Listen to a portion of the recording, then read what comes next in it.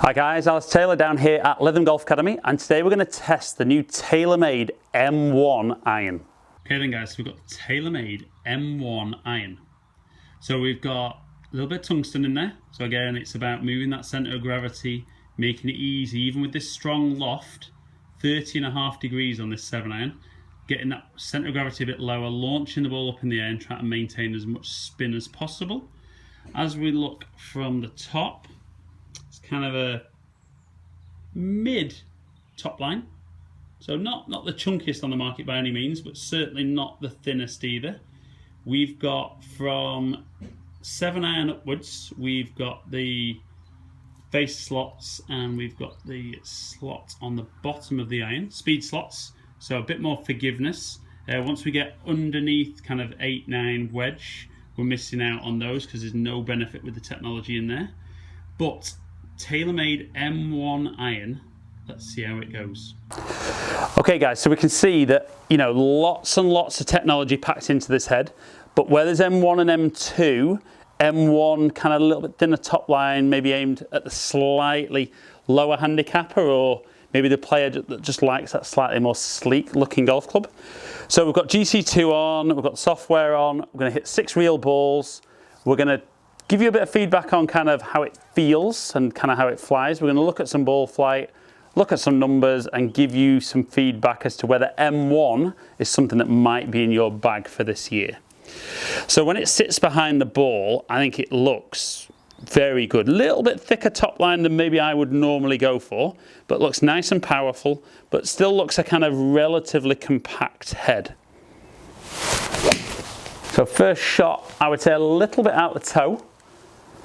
Directionally very, very good and impressive numbers for not the best strike. So as we move on to shot 2, like I said, first off that was good because definitely didn't get hold of that one as well as I can do. So second one felt a better strike. Again, directional wise, very, very good. Much longer, much longer.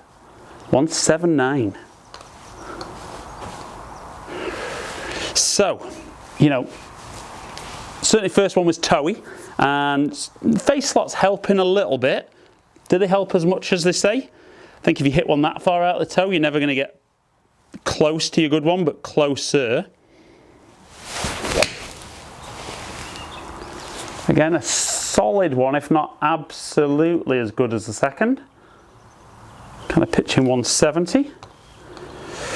Now, dispersion wise on those first few, not too bad, but I still think dispersion's, you know, down to me as a user, but it feels nice and quick off the face. Maybe a touch left. Not too bad though, flying well. Again, it's big.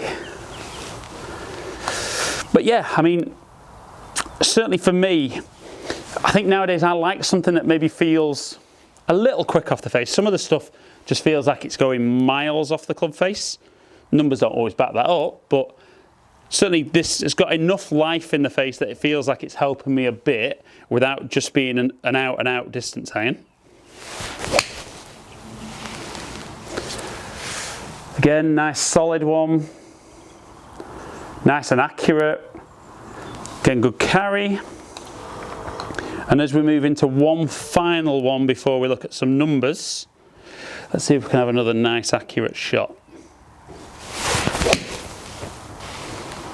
So again, good solid strike.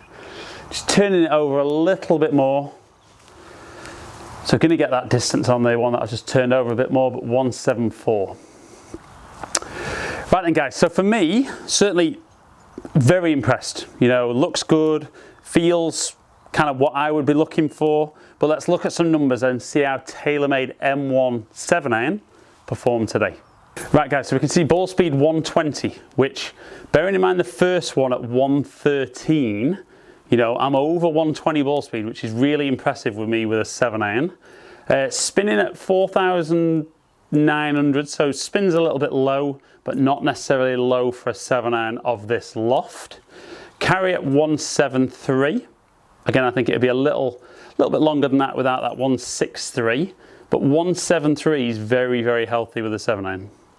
Right then guys, so we've looked at some numbers, and all in all, you know, the numbers were quite impressive. Like I said, spin a little bit low, but the challenge nowadays is we talk often about 6,000, 7,000 spin for a 7-iron. You know, but what we've got to remember is that's a certain loft, whereas a lot of these modern clubs, the loft's less. Now they're still managing to get the ball launching up in the air, but definitely with where the centre of gravity is and the loft on these heads, we're not going to see quite that loft. So as long as you can still hit the ball up in the air and get good height, we've still got that opportunity to stop the ball with descent angle, as long as there's still a bit of spin there.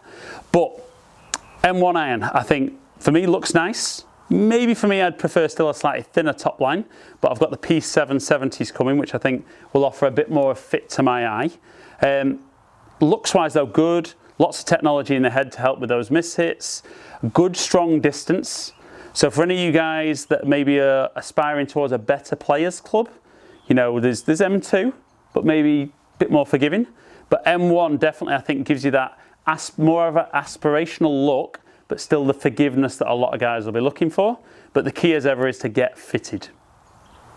So guys, thank you for watching. I do appreciate you taking the time to watch my videos. Follow me on all the social media platforms if you don't already. Subscribe to the channel if you don't already. Most importantly, you get to see the videos first, and hopefully catch up with some of you guys down there in the future. Stay in contact.